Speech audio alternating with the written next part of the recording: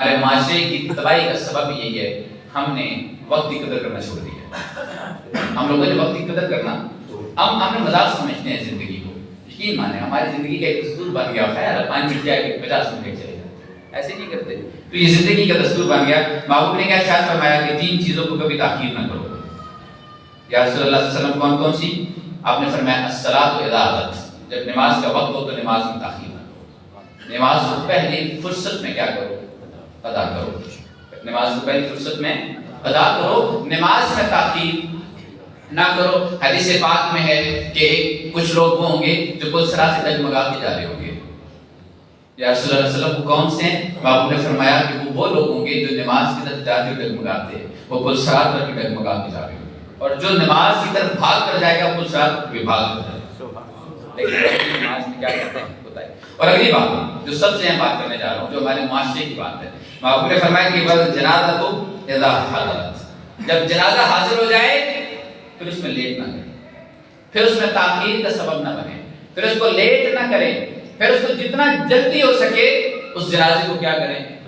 ادا کریں، دفنا دیں۔ ہمارے یہاں کیا ہوتا ہے؟ ہمارے یہاں یہ ہوتا ہے کہ جنازہ اگر ظاہر سی بات ہے بتا کے تو جنازہ موت نہیں آتی، لیکن موت آنے کے بعد جس کے گھر میں فوت کیا وہ تو تکلیف میں ہی ہے نا، لیکن تکلیف میں ہونے کے باوجود ہم اعلان 11 بجے کا کرتے ہیں، ہم اعلان 2 بجے کا کرتے ہیں، ہم اعلان 6 بجے کا کرتے ہیں کہ 6 بجے ادا ہوگی۔ ہوتا کیا ہے؟ 6 بجے گھر سے اٹھاتے ہیں، ایسے ہی ہوتا ہے۔ ہم 6 بجے کیا کرتے ہیں؟ گھر سے اٹھا لیتے ہیں۔ جب جنازہ گاہ میں پہنچتے ہیں حیرت اس وقت ہوتی ہے، مولوی صاحب ٹھہر گئے وضو کر رہے ہیں، حیرت ہوتی ہے کہ 6 بجے کا ٹائم دے کے 6:30 بجے کے پیچھے آ کر وضو کر رہے ہیں۔ ہم لوگ دین کو مذاق سمجھتے ہیں، ہم لوگوں نے زندگی کو مذاق بنا کے رکھا ہوا ہے۔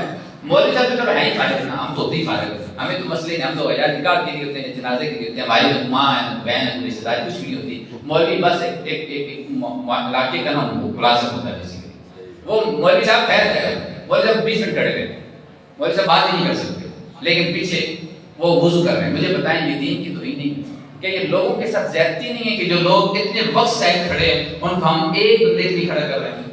زیادتی ہے کہ نہیں؟ اور پھر کیا ہوتا ہے جب ہماری محفلیں ہوتی ہیں تو محفلوں میں کیا کرتے ہیں؟ کل کی محفل ہو، جلسویں کی محفل ہو، ہم لوگ کیا کرتے ہیں؟ ہمارا بھی ہم بیسیکلی سارے چھڑے پڑے ہیں۔